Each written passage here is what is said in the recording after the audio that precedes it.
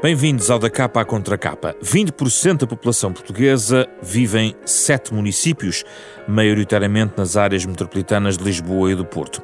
Mas, se tivéssemos outra rede de transportes, será que o paradigma da habitação mudaria? E, aliás, que mudanças demográficas poderíamos esperar se conjugássemos essas políticas de habitação e também, por exemplo, de mobilidade? Tudo isto em análise esta semana no Da Capa à Contra Capa, a propósito do novo documentário da Fundação Francisco Manuel dos Santos, Portugal, uma casa para todos, que será emitido esta semana. A este propósito convidamos Gonçalo Antunes, geógrafo, professor da Faculdade de Ciências Sociais Humanas da Universidade Nova de Lisboa, e Álvaro Costa, da Faculdade de Engenharia da Universidade do Porto, um especialista em transportes, para debater esta ligação entre habitação, transportes e demografia. De que forma isto anda tudo ligado? Uma das perguntas para a edição desta semana.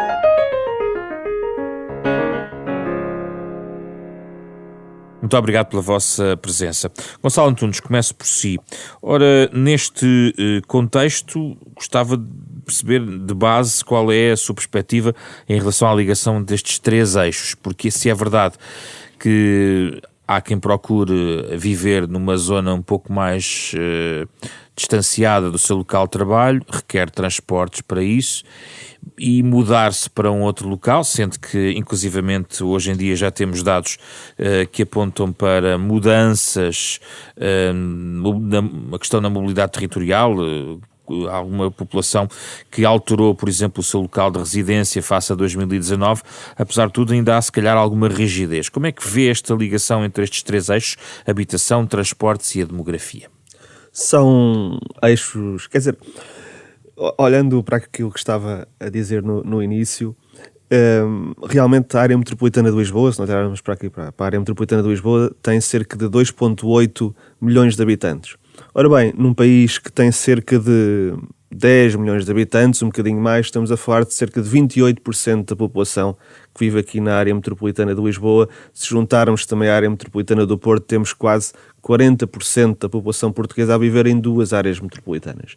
É óbvio que isso coloca uma pressão sobre o território muito grande, e não só coloca uma pressão muito grande sobre essas 2 áreas metropolitanas, e Lisboa em particular, que tem 2,8 milhões de habitantes, como acaba por afetar e ter consequências para os outros territórios, mais no interior, que, como nós sabemos, desde há meio século, desde meados do século XX, tem vindo a perder população de uma forma bastante acelerada.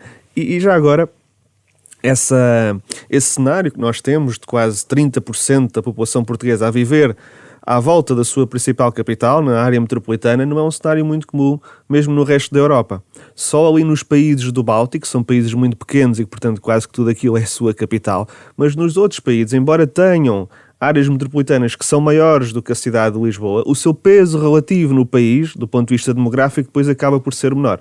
Na verdade, ter muita população à volta da capital e na área metropolitana da capital, normalmente até é uma característica dos chamados países em desenvolvimento. Não estou a dizer que nós somos, claro que não somos um país desenvolvido, mas é uma das características está ter quase tudo, a economia, tudo o que é cultural e etc., muito focado à volta da sua cidade. Os transportes são absolutamente fundamentais hoje em dia. Eu diria que mais do que os transportes, quer dizer, os transportes são sempre fundamentais para tentar diminuir a pressão em alguns territórios que são especialmente pressionados e fazer com que a população possa começar a dispersar-se pelo restante território. Mas tão ou mais importante do que os transportes, hoje em dia, é um tipo de transporte diferente. Não é aquele transporte físico que nós vemos dos carros, dos autocarros, do metro, do comboio, seja o que for, mas é o transporte das comunicações.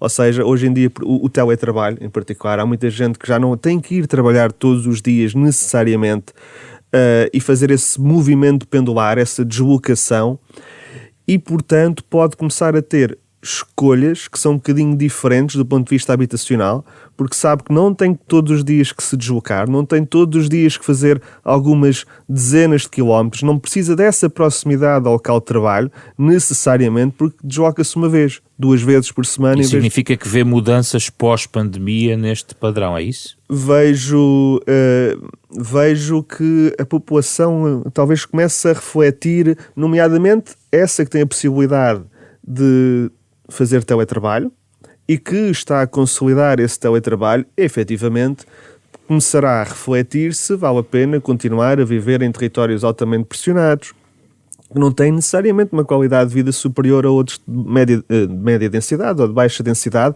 um bocadinho mais afastados, que têm imensa qualidade de vida e que são efetivamente mais na periferia da área metropolitana ou até um bocadinho mais distantes, mas essa mudança que nós estamos a ter, societal, em particular, acho que pode ser muito importante e é mais rápido que os transportes, não é? Porque se nós vamos ver a velocidade da carreira de transportes em Portugal, do metro ou do comboio, a do comboio não evolui há muito tempo, não é? E a do metro, se nós formos ver a velocidade a que evolui a uma velocidade muito lenta. Mesmo agora a carreirismo metropolitano, que apareceu há relativamente pouco tempo, já, eu diria que há 20 anos que se andava a falar que nós precisávamos de algo relativamente idêntica à carrismo metropolitana, que é algo que existe em outras grandes cidades europeias. Nós temos sempre um grande desfazamento nesse sentido. A expansão da rede de transportes é muito lenta, também envolve grandes investimentos e, portanto, nesse lado, que é o lado de alterações na forma como nós temos os nossos cotidianos e trabalhamos, acho que podem ser particularmente importantes no futuro para alterar padrões de residência. Na mesma questão para Álvaro Costa, como é que vê a ligação destes 3 eixos de habitação, transportes e demografia, para começarmos a nossa conversa? Muito boa tarde. Para mim, os transportes são o que é central em tudo. Portanto, sem transportes não há economia. E, portanto, os transportes também só existem porque as pessoas têm de deslocar. Portanto, aquilo que normalmente acontece nos outros bens, que a pessoa consome o bem, nos transportes não consome nada. Os transportes é uma procura derivada do consumo nos outros bens. Portanto, os transportes em si só existe procura se houver procura pelos outros bens. Portanto, os transportes facilitam então toda a economia e por isso é que têm grandes repercussões, as infraestruturas têm grandes repercussões na localização das atividades.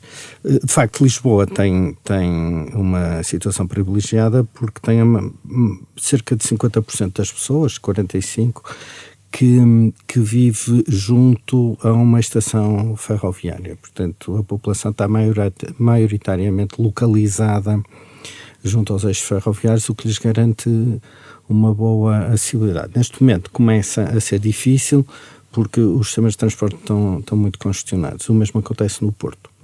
Portanto, de facto, existe uma ligação entre cada uma das coisas e existe uma ligação muito clara do custo da habitação com a acessibilidade que os transportes permitem. E uma coisa está diretamente ligada, portanto os transportes acabam por ter umas repercussões em todo o resto da economia. Mas os transportes respondem às procuras existentes por base da economia? Há algum motor específico? Não. Como começou pelos transportes como motor, talvez os transportes também sejam relevantes para esta decisão? Sim. Os transportes, vamos lá ver, o meu colega falou das comunicações. Eu diria que até há 50 anos havia uma relação entre as infraestruturas de transportes e o crescimento económico.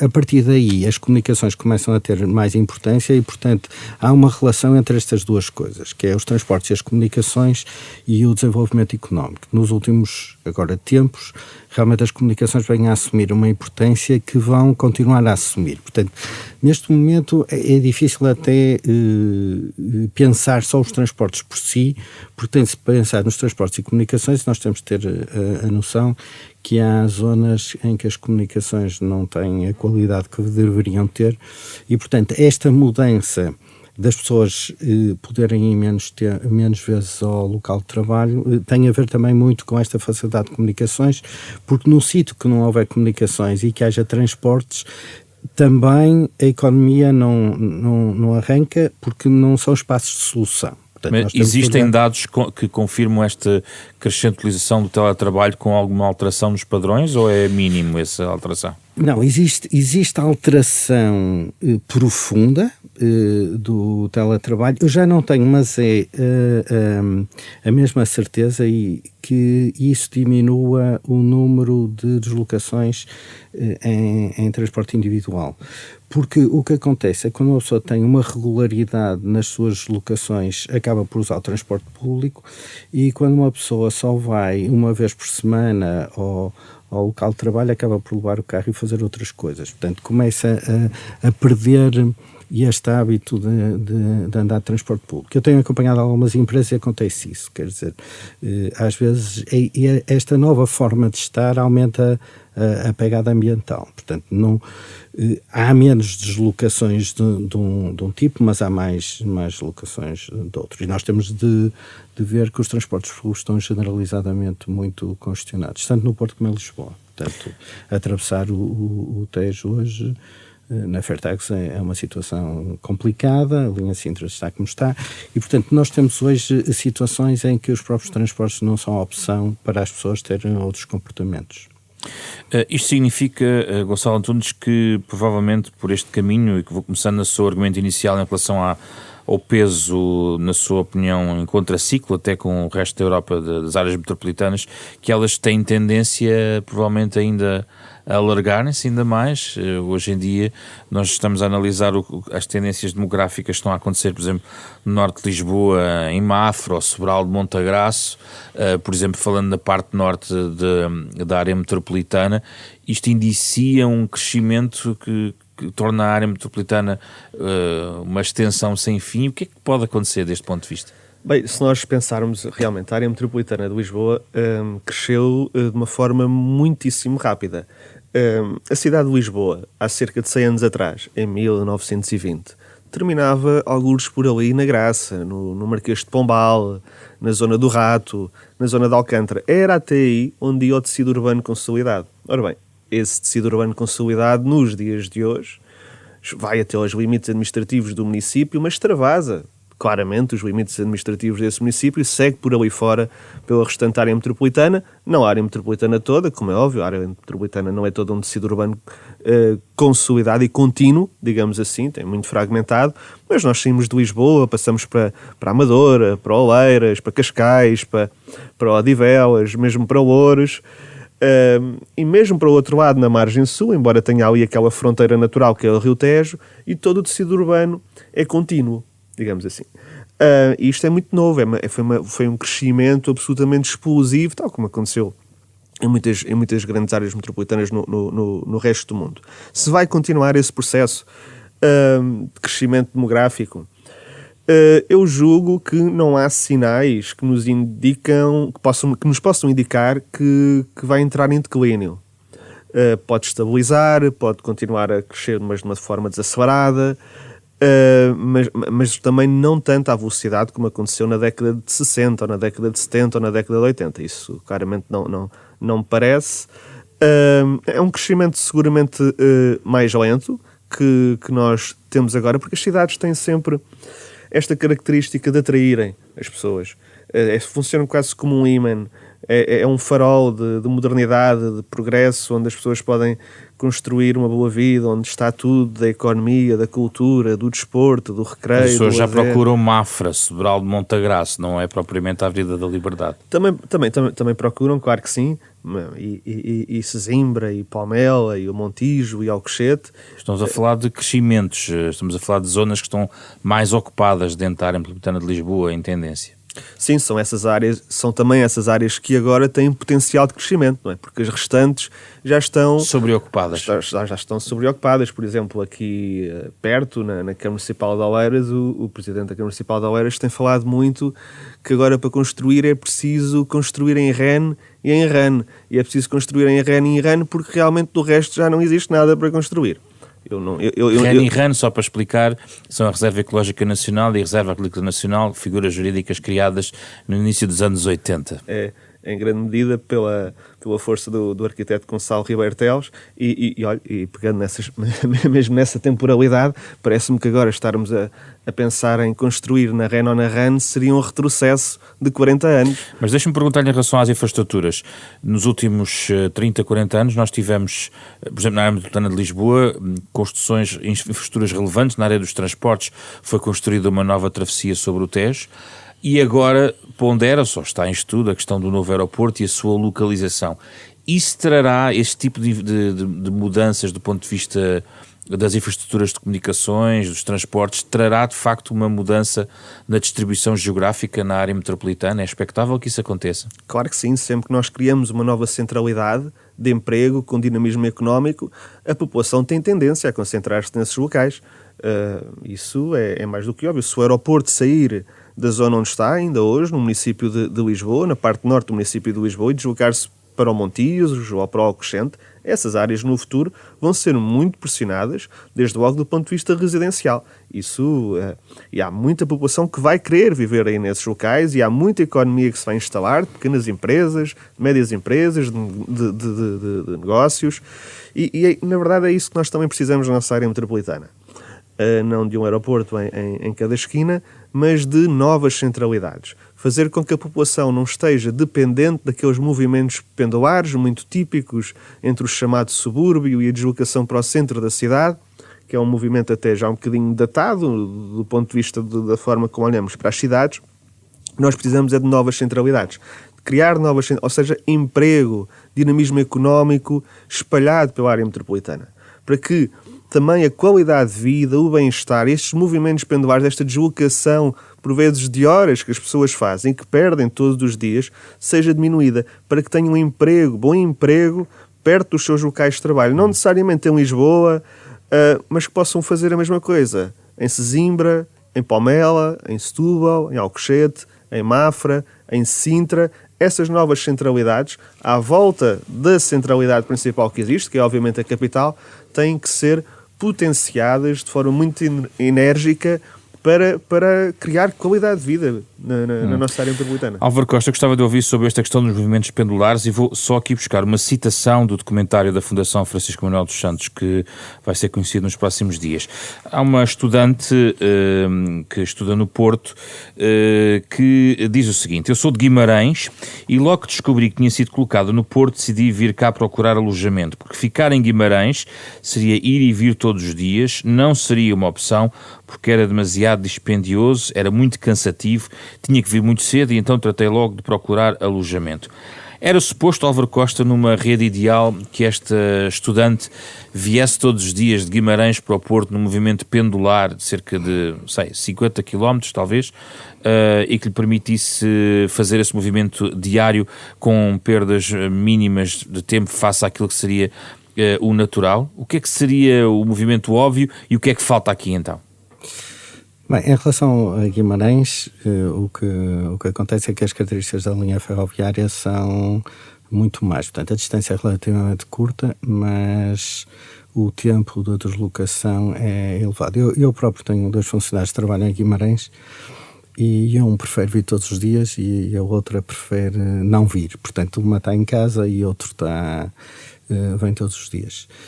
Portanto, eles decidem portanto, o trabalho que têm é de aparecer feito e, portanto, hoje esta oportunidade de teletrabalho faz com que a pessoa possa trabalhar. Isso mexe na habitação, Álvaro Costa, não é? É menos sim, uma casa ou menos um apartamento.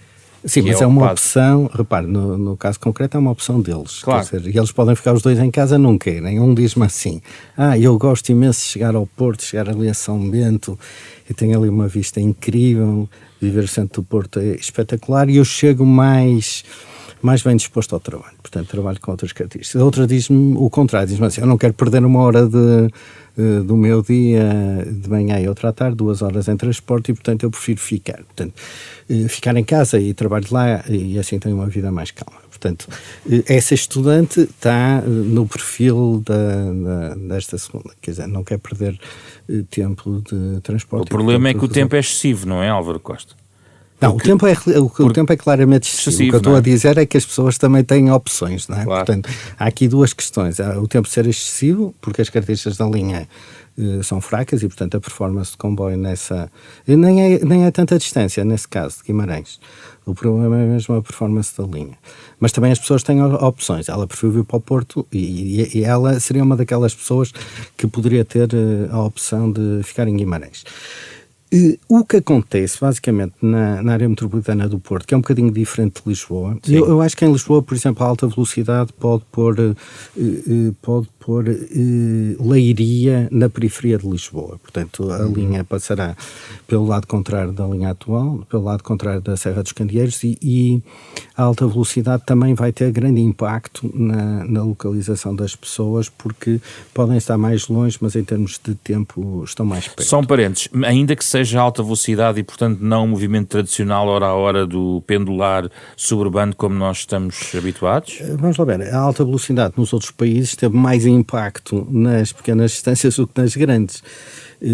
Vamos lá ver, estas distâncias entre duas grandes cidades que pronto, fazem com que as pessoas vão de comboio e não vão de avião, ou não usem outra forma de estar, também tem muito impacto naquelas localidades que estão mais ou menos a 1 hora da cidade principal, porque acaba por estar aquela pessoa que só tem de ir 1 ou 2 vezes por semana à cidade, e hoje é cada vez mais vulgar, então pode estar numa periferia em que só se desloca uma vez ou duas e desloca-se neste... Então o que é que falta na área metropolitana do Porto, que é o que ia explicar? Na área metropolitana do Porto, a área metropolitana do Porto é muito diferente da área metropolitana de Lisboa. Eu nem falaria tanto da área metropolitana, mas do Grande Porto, portanto, desta região, não é? Porque nós aqui no Norte é-se mais polinucleado. Portanto, no fundo, Braga tem vida própria, Guimarães tem vida própria, aquela zona também de Penafiel, Paredes, Lousada, tem vida própria. Portanto, são zonas com muito emprego e, portanto, o número de deslocações, apesar de estarem, de certa forma, também penduradas no Porto, quer dizer, há mais gente a vir de lá para cá do que pessoas a ir do Porto para essas áreas. De qualquer das formas, existe muita vida nesses núcleos. E este tipo de organização territorial é uma organização que é mais interessante no futuro do que a organização com um núcleo muito forte, como acontece mais em Lisboa. Portanto, aqui também o número de pessoas que está a 15 minutos de uma linha de comboio, ou de uma paragem de comboio, de uma estação, é cerca de 30% da população, mas as necessidades de locação são muito menores, porque estes pequenos territórios têm vida própria. Por isso é que o Porto não é tão macrocéfalo como é Lisboa no seu entorno, porque há muito emprego fora e, portanto, há muita gente que não tem de se deslocar ao centro da metrópole para fazer a sua vida diária. Gonçalo Antunes, isto remete-nos para a questão do planeamento e para um nível que não está desenvolvido em Portugal ao nível regional. Não estou a falar especificamente metropolitano, até podemos aqui um pouco comparar a questão das cidades-região e a questão metropolitana, mas a verdade é que nem sempre o planeamento de habitação e de transportes está, para não dizer não está, casado neste ponto de vista. É isto que falta em Portugal também? Claro que sim, falta completamente em Portugal essa perspectiva regional, que é absolutamente essencial. Os problemas de Lisboa, os problemas de Oleiras, os problemas de Cascais, ou da Amadora ou de Loures, têm problemas próprios, com certeza, mas na maioria das vezes os problemas que têm não são problemas desses municípios em concreto. E olhando para a cidade de Lisboa, os problemas que nós identificamos do acesso à habitação, dos transportes que estão sobrecarregados, das infraestruturas que também estão sobrecarregadas, não são problemas de Lisboa, são problemas metropolitanos, porque esses transportes e essas infraestruturas estão sobrecarregadas. Não é com a população que vive na cidade de Lisboa, é com a população que vem de fora, vem de outros municípios e que trabalha aqui. E, portanto, tudo isto está interligado. A habitação, os transportes, mas até podemos ir a questões mais simples, a recolha de resíduos, das águas e por aí fora. Para encontrar soluções que resolvam realmente o problema das áreas metropolitanas, têm que ser pensados numa perspectiva metropolitana. E é por isso que a Carris Metropolitana, que apareceu há relativamente pouco tempo e que apareceu já muito atrasada no tempo, que se nós compararmos com outras experiências europeias, é uma excelente experiência, que está com problemas, teve ali uns problemas de crescimento, mais terra a terra, não é? Das carreiras que as pessoas não conheciam, que mudaram, faltavam motoristas, os motoristas foram contratados e não conheciam. Aqueles problemas todos da realidade, mas que vão sendo ultrapassados. São alguns problemas de crescimento, mas é essa perspectiva que nós precisamos de ter, que é uma perspectiva metropolitana dos transportes da habitação. Mas no caso da habitação, o que é que poderia estar considerado nessa... Por exemplo, na questão dos transportes, vimos uma harmonização de tarifários, coordenação de carreiras. Mas na habitação, o que é uma política metropolitana na habitação? Uma política metropolitana na habitação é uma política que também não se fica apenas e só pela habitação. E também é uma política onde veja, a Câmara Municipal de Lisboa, quando quer resolver o problema da habitação e do acesso à habitação, começam com os projetos de construir mais habitação pública e de subsidiar rendas e etc. Tudo isso é importante. Mas Lisboa, só por si, nunca vai resolver o problema do acesso à habitação, porque vai ser sempre o território mais pressionado. E a habitação aqui interliga-se com a economia e interliga-se com o habitat. Portanto, quando nós pensamos em habitação, também não é só construir mais casas e que o problema vai ser resolvido. Muitas vezes até pode nem ser necessário construir mais casas. Se nós melhorarmos, requalificarmos, regenerarmos algumas partes da área metropolitana que hoje em dia estão relativamente desqualificadas, a população vai ser atraída para viver aí, e ao ser atraída para viver também aí, se calhar não vai andar à procura sempre de habitação nos mesmos locais que são conhecidos por lhes poder dar melhor qualidade de vida, porque têm mais acesso a equipamentos, mais acesso a transportes e etc. Portanto, na habitação o que nós precisamos é de relacionar a habitação com a economia, com aqueles diferentes pontos de centralidades económicas, com emprego e com bons habitat, com bom espaço público, espaços de recreio, espaços de lazer, equipamentos coletivos de apoio à população. Eu percebo, mas isso é possível quando temos uma cidade com os preços com que Lisboa está que estão neste momento a ser praticados, por via também da atração de investimento estrangeiro, que se reflete provavelmente em Lisboa, mas não se reflete em muitos concelhos à sua volta. Deixa-me dizer que não é possível, desde logo, porque não há esse pensamento estratégico. Há o pensamento estratégico no chamado PROT, que é o Plano Regional de Ordenamento, mas é uma coisa muito lá em cima, é muito teórico e é sobretudo para dar orientações para os planos diretores municipais. Portanto, é tudo muito distante da vida das pessoas. E o que nós precisamos é de reflexão e de tomada de decisão articulada, aqui no caso da área metropolitana de Lisboa, entre os 18 municípios, para que tudo o que se faça seja articulado entre todos e que não esteja cada um a decidir na sua capelinha, digamos assim. A questão era... A questão relacionada com o planeamento, exatamente na área da habitação, tendo em conta que Lisboa tem, de facto, preços extremamente elevados.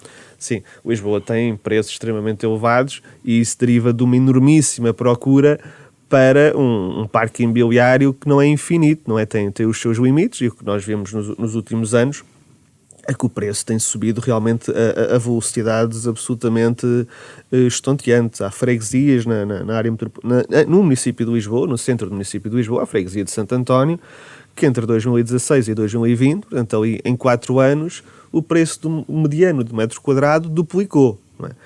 E em todas as outras freguesias, aliás, do município de Lisboa, não duplicou necessariamente, mas que subiu de uma forma bastante rápida, sobretudo na área mais central.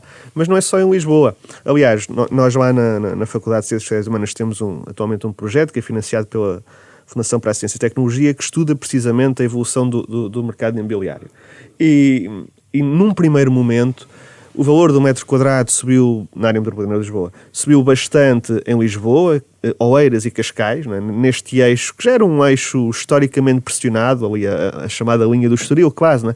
Um eixo muito privilegiado, e foi aqui que o valor subiu inicialmente, precisamente até cerca de 2019, 2020, e depois ele continua a subir, mas de uma forma muito desacelerando, e os municípios limítrofes é que começam a subir no seu valor mediano de metro quadrado a uma velocidade muito grande desde há 2, 3 anos para cá.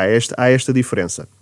E, portanto, o problema também que agora que se coloca é que esse acesso à habitação que está cada vez mais difícil e que o preço das habitações, seja na compra, seja no arrendamento, que está cada vez mais desfasado dos nossos rendimentos, já não é uma situação até do centro de Lisboa, mas é uma situação dos concelhos à volta, que se espalha como uma onda sísmica, digamos assim, pela área metropolitana fora.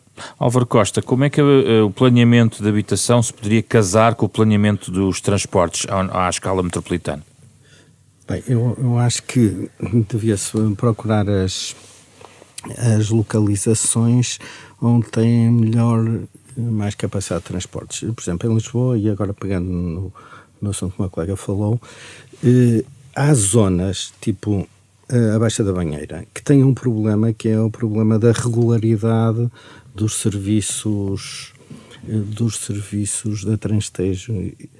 E estas travessias e a regularidade das travessias afeta muito o preço por metro quadrado da habitação. Eu uma vez também fiz esse screening, a Baixa da Banheira era onde o preço da habitação era mais baixo, porque era uma altura em que as ligações fluviais não estavam muito regulares e, portanto, há situações... Os transportes afetam toda a economia e, portanto, afetam também o custo da habitação. Portanto, eu acho que o que era necessário era começar a dar resiliência a estes sistemas. Por exemplo, uma localização tipo Pinhal Novo tem uma excelente acessibilidade para vários sítios e, portanto, aí seria um sítio... um local onde se poderia de facto apostar no investimento na habitação, porque é um local resiliente, tem várias opções, se uma falha a outra existe e portanto as pessoas conseguem se movimentar de uma forma ou de outra. Portanto, o problema da habitação é que nós normalmente vamos construir em sítios onde o sol é mais barato e é o sítio onde não tem transportes. E depois, isso deixa um problema às populações. O que se devia fazer era o contrário. Era investir nos sítios onde existe melhor acessibilidade. Isto depois também existe, depois há um problema fiscal. Quando há acessibilidade, os IMIs são mais elevados, e o que faz com que as pessoas vão para os sítios de menor acessibilidade, que depois são mais difíceis de infraestruturar. Portanto, nós devemos ter, de facto, em termos de políticas, olhar para a política mesmo fiscal de uma forma diferente que é olhada atualmente. Quer dizer, os melhores lugares têm maior taxação e, portanto, as pessoas fogem para os outros, que é para pagar menos. E devia ser o contrário. Quer dizer, onde existem interfaces é que o Estado quer que as pessoas investam na sua habitação. Portanto, é aí que os IMIs e que toda a parte relacionada com a taxação da habitação devia ser mais baixa. Uma grande infraestrutura mais pesada como um novo aeroporto, dessa perspectiva, a decisão, quer dizer, toda a habitação vai responder à criação dessa nova infraestrutura. Aqui é o contrário. Vai primeiro a infraestrutura aeroportuária surgir e a habitação, primeiro uma especulação e depois com preço de mercado, vai responder a isto. É este o movimento esperado, não, Álvaro Costa? O problema em Portugal é que, vamos lá ver, um aeroporto tem enormes externalidades a nível de ruído. Eu tenho falado com administradores ou gestores de vários aeroportos e eles indemnizam as pessoas à volta para insonorizar e tem de ter... São situações complicadas na maior parte dos aeroportos porque não é só uma insonorização durante o dia, mas depois têm também de investir no ar-condicionado durante a noite, porque a pessoa também de noite não pode abrir a janela. Portanto, há uma insonorização, mas também depois há uma climatização.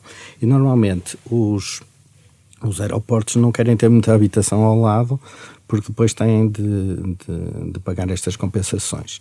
Portanto, no nosso país não se faz isso. Eu espero que ao construir um novo aeroporto não vá para lá a habitação.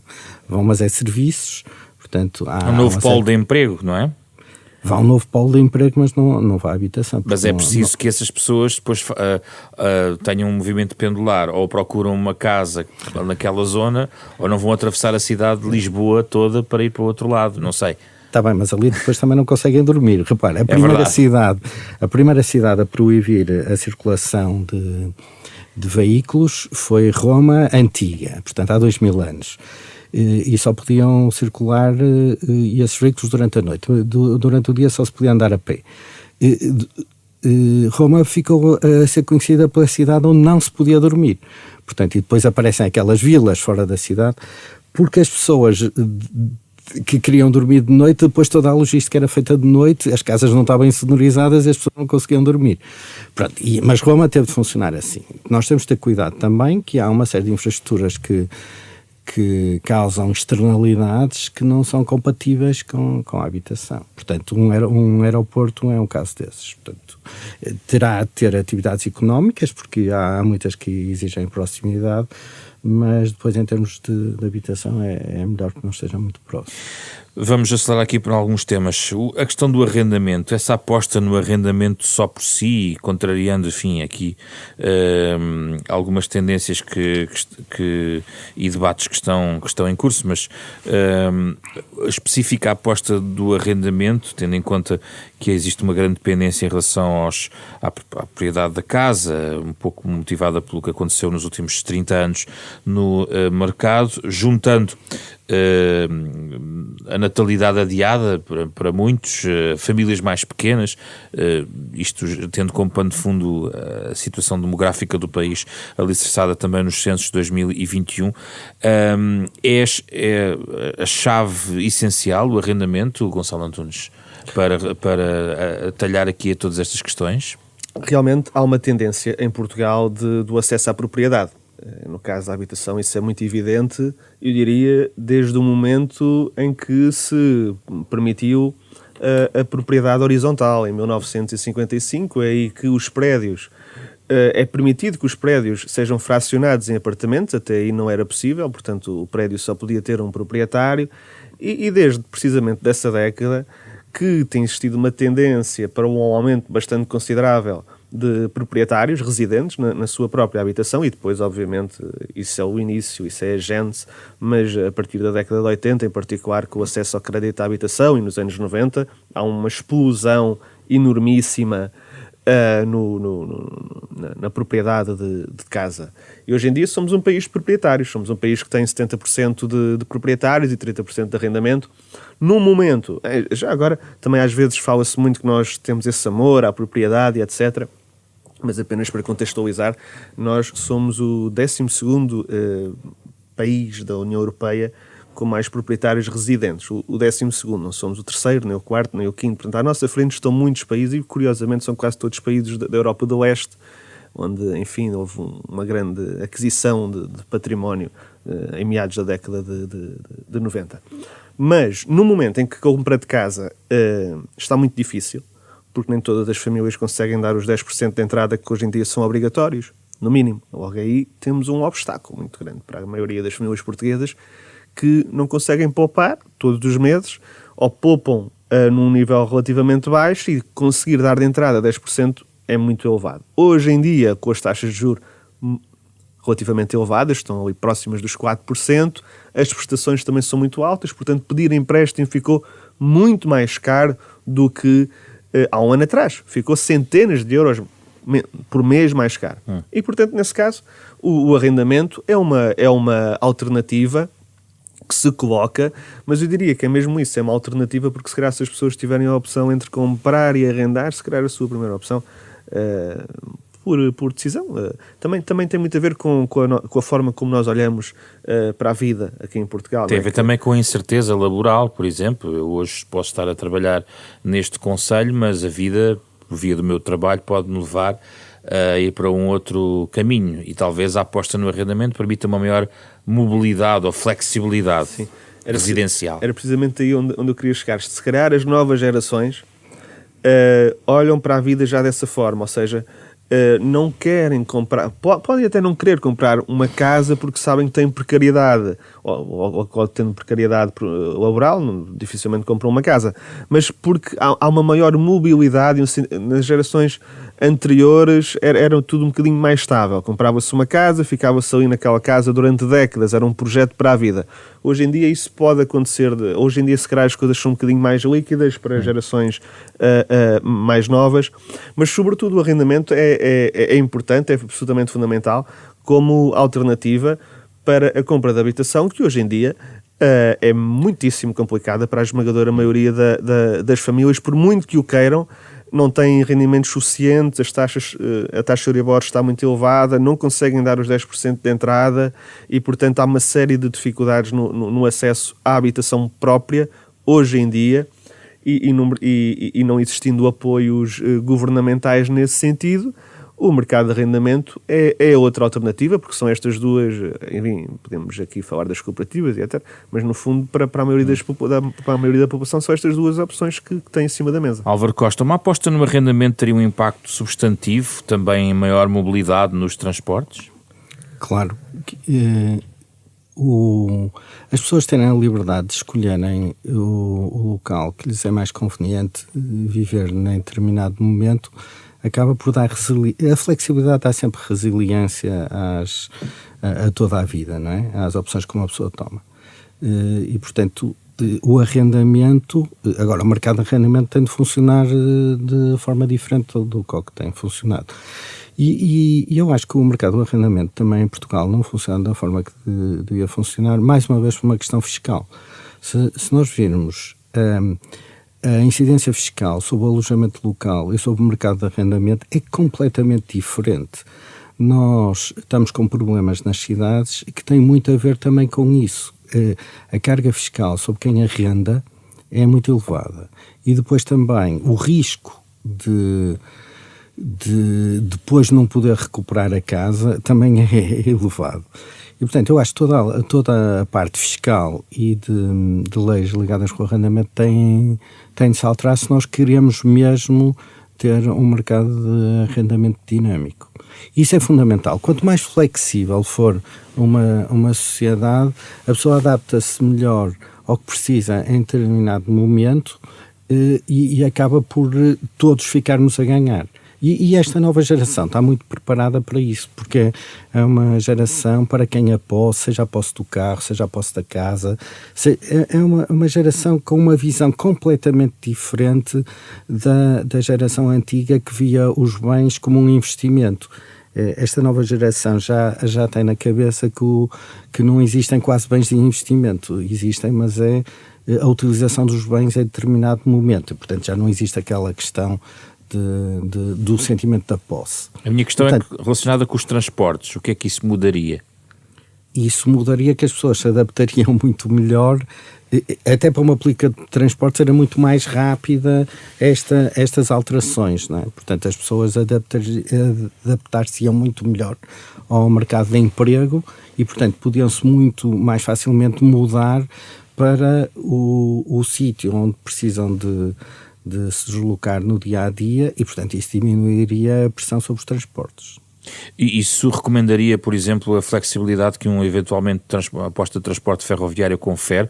É muito mais fácil de pôr 10 ou 12 ou 5 ligações ferroviárias do que simplesmente construir uma estrada que é um investimento muito mais pesado e menos flexível em relação a esta situação. Sim, os transportes ferroviários são essenciais porque a única forma de alimentar as metrópoles é por transporte público. O espaço que é necessário para deslocar uma quantidade de pessoas em veículos individuais não é compatível com uma metrópole. Portanto, o transporte público será sempre o fator crítico de crescimento da economia e da própria existência da metrópole. Portanto, a metrópole implica densidade e não há capacidade, não há espaço para as pessoas se deslocarem em veículo individual. Portanto, eu diria a infraestrutura ferroviária é vital para a existência da economia, porque se não houver infraestrutura ferroviária nas metrópoles, então não existe densidade. Sendo que há mais, digamos, investimento na área metropolitana de Lisboa face ao Porto, e recomendaria uma mudança a favor da ferrovia. É possível ainda mexer nesse tecido ferroviário na área metropolitana do Porto, de forma significativa? É muito...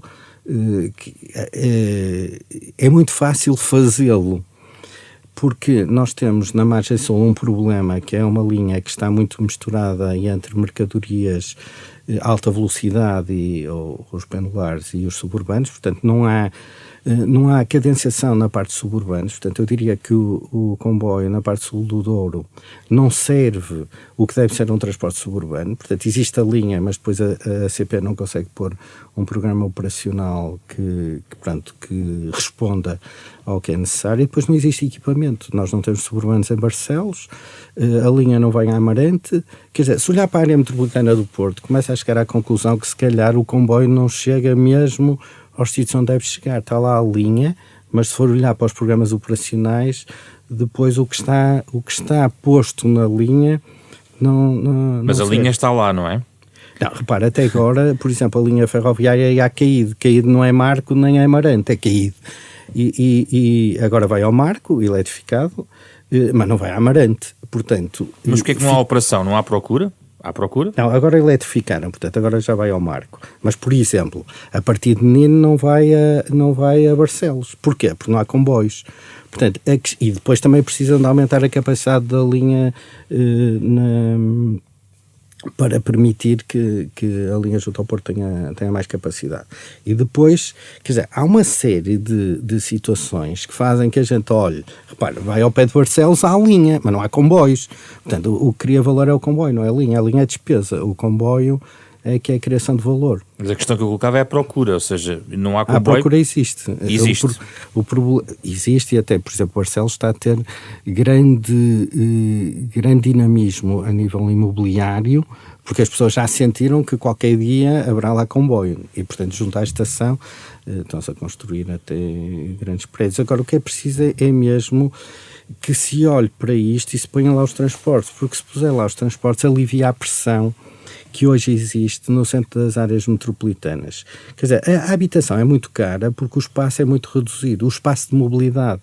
Portanto, se aumentar o espaço de mobilidade, e tem de ser com comboio, portanto, no fundo este espaço para as pessoas se deslocar de carro num território polinucleado como esta Zona Norte é fundamental.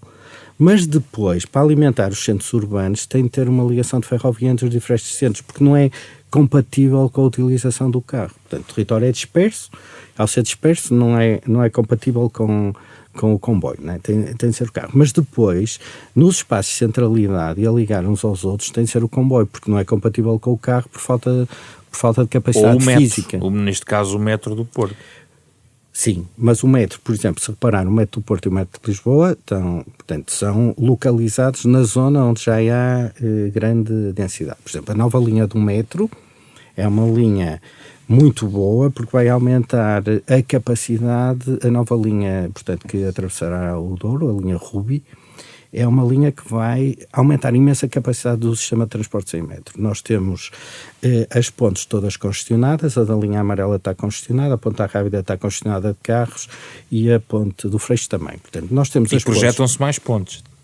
E tem de ser, mas tem de ser esta ponte da linha Ruby, vai aumentar imensa capacidade, porque vai fazer com que algumas pessoas deixem o carro e, portanto, vai dar capacidade na ponta rápida e capacidade da ponte do Freixo e vai aliviar também a linha amarela, que neste momento, repare, quando tem um sistema de transportes públicos congestionado, que é o que acontece na linha amarela, é evidente que depois tem as estradas congestionadas, as pessoas não podem ir de transporte público, têm de ir de veículo individual. Portanto, o que está a passar na Fertagos é um problema, porque os comboios estão muito cheios. Portanto, ao estar muito cheios, as pessoas depois não têm opção. Portanto, por isso as travessias fluviais no Tejo são fundamentais.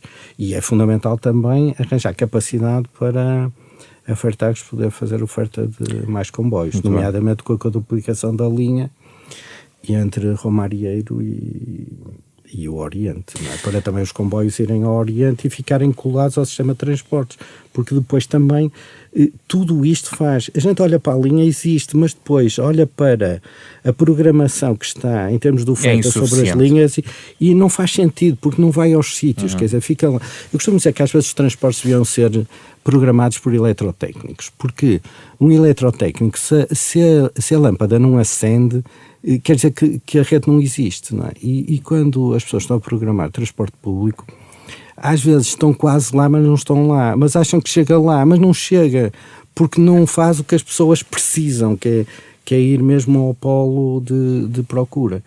E, portanto, isto é um problema que às vezes até nem é da infraestrutura, mas é da oferta, porque não há equipamentos, não é? Porque nós estamos também com falta de comboios, às vezes não é só falta de linha. Muito bem, vou só fechar aqui com uma nota de um tema que merece um outro debate, mas só vamos enunciar aqui muito rapidamente e perguntar aqui com Gonçalo Antunes em relação à habitação social. Já falámos aqui no contexto dos jovens, da questão do arrendamento, e a habitação social poderia fazer alguma diferença em Portugal para alterarmos o paradigma da habitação, até do ponto de vista metropolitano em Portugal? Sim. Também, logo aí, do ponto de vista conceptual, leva-me para aquilo que nós entendemos como habitação social, não é? Porque habitação social é um conceito muito difuso, mesmo do ponto de vista académico. Nós podemos considerar, por exemplo, que habitação social é tudo aquilo que é construído com apoio do Estado. E se for tudo aquilo que é construído com apoio do Estado, e isso até existia uma portaria já há muito tempo que era assim que definia, nós incluímos também as cooperativas e incluímos aquilo que é habitação pública. Então eu vou falar nesse entendimento de habitação social com tudo aquilo que é construído com o apoio do Estado.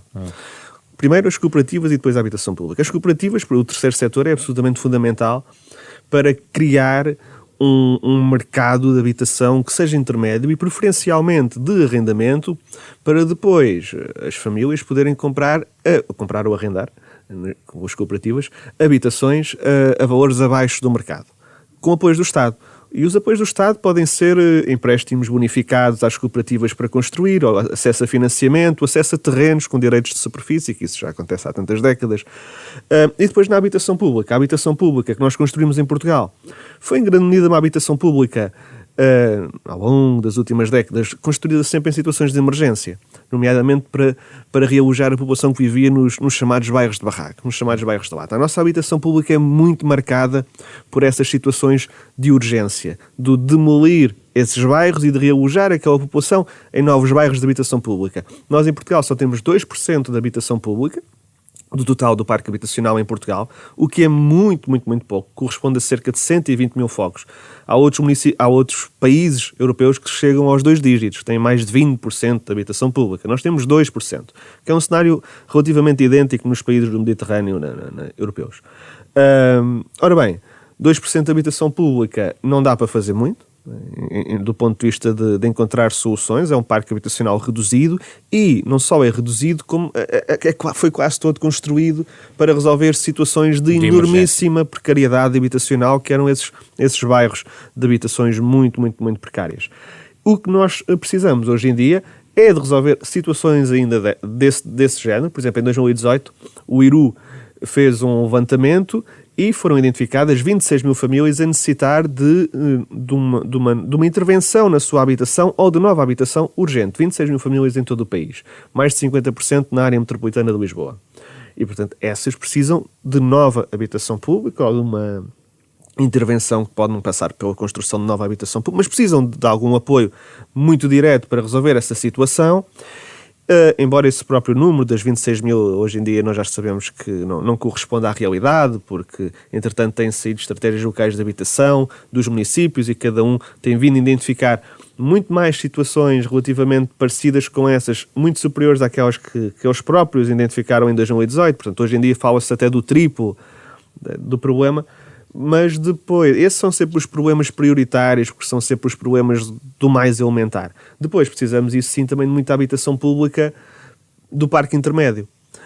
Esse parque intermédio nós temos 2% de habitação pública e depois, grosso modo, os restantes 98% são privados. Ora bem, no meio não existe nada.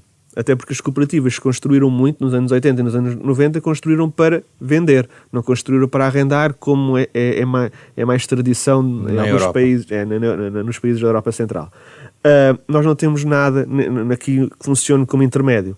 E, portanto, temos que construir um parque de habitação pública com rendas acessíveis, pública, do terceiro setor, dos privados que o quisessem fazer, porque não, que depois sejam arrendadas a valores abaixo daqueles que são praticados pelo mercado. Esse parque de habitação intermédio, que pode ser público, que é social, mas que pode ser público, pode não ser público também, é que era fundamental nós promovermos no nosso país para aligerar esta enormíssima dificuldade que se instalou nas áreas mais pressionadas do nosso país no acesso à habitação. Muito obrigado, Gonçalo Antunes e Álvaro Costa. Refletimos sobre a habitação, os transportes, no contexto demográfico português, a propósito do novo documentário da Fundação Francisco Manuel dos Santos, Portugal, uma casa para todos, que reflete sobre a habitação em diversas perspectivas, antecipando aqui no Da Capa à Contra Capa algum destes argumentos que pode também constatar nesse documentário em 2 partes a ser transmitido nos próximos dias.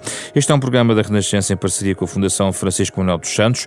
O debate na íntegra está em podcast em rr.sap.pt, no site da Fundação Francisco Manuel dos Santos e nas plataformas digitais de podcast. O programa com o genérico original de Mário Lajinha. Esta semana com Carlos Schmidt, André Peralta, Ana Marta Domingos e José Pedro Frazão. Na próxima semana voltamos para falar sobre outro tema da atualidade.